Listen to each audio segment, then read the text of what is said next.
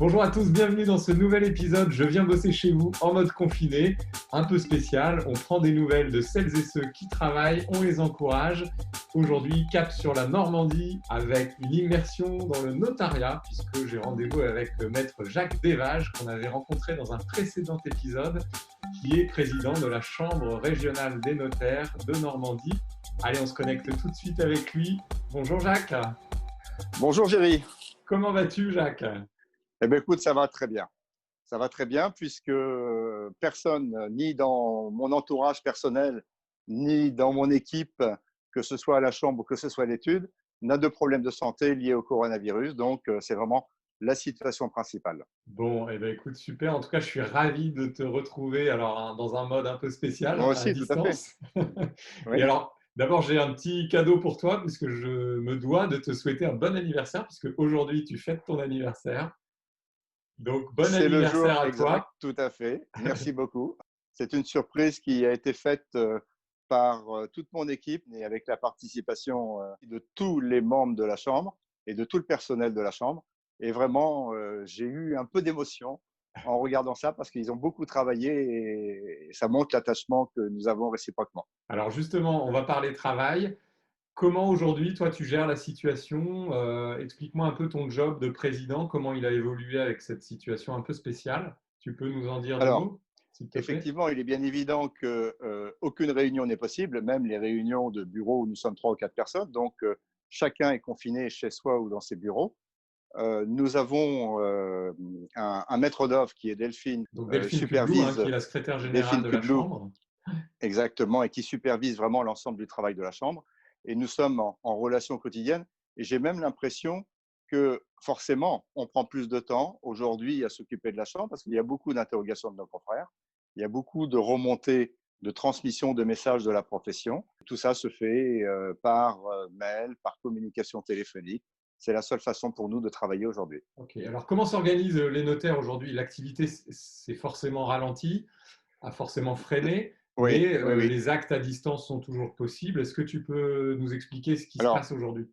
l'activité est extrêmement freinée parce que, bien sûr, les notaires ne reçoivent pas de public. Donc, Mhm. on ne peut pas faire de signature en présentiel dans les études. Cela dit, on a quelques organisations qui nous permettent de faire des signatures d'actes, soit avec des procurations, les clients que l'on connaît, en ayant une traçabilité sur la procuration, on peut recevoir ces actes à l'étude, soit aussi, ce qui est une nouveauté qui a été annoncée au début du mois, l'acte à distance. Mais l'acte à distance pose quelques difficultés d'organisation. D'abord, il faut que tous les notaires soient installés et ce n'est pas très simple parce qu'il n'y a pas eu d'anticipation puisque c'est nouveau.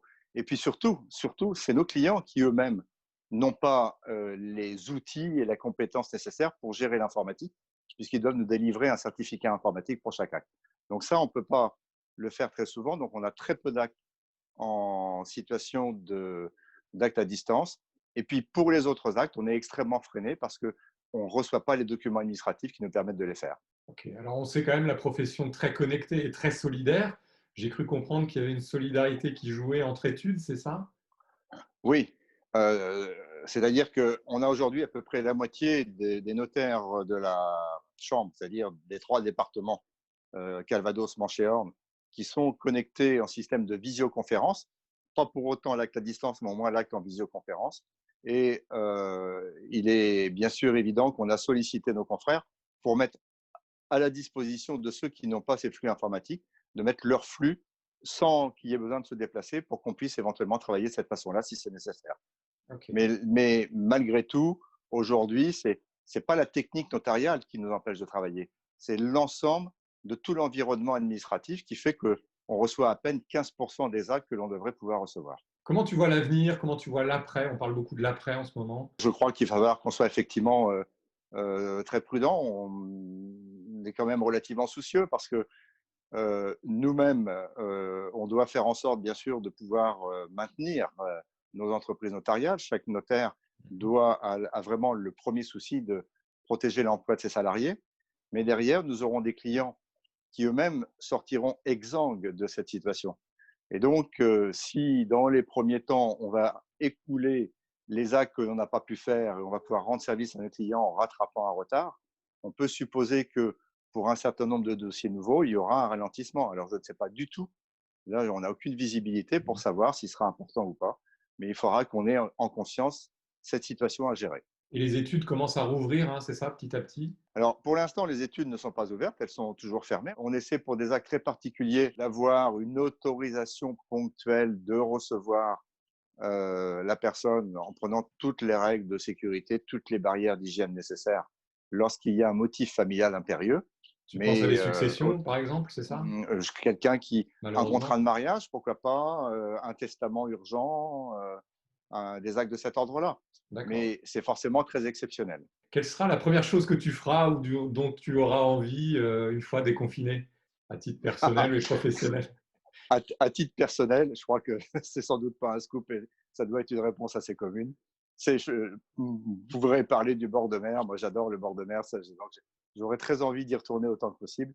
Et la première chose que je ferai, c'est aller au restaurant avec mon entourage proche. La première décision que tu prendras en tant que président de chambre, une fois le déconfinement annoncé? Alors, donc,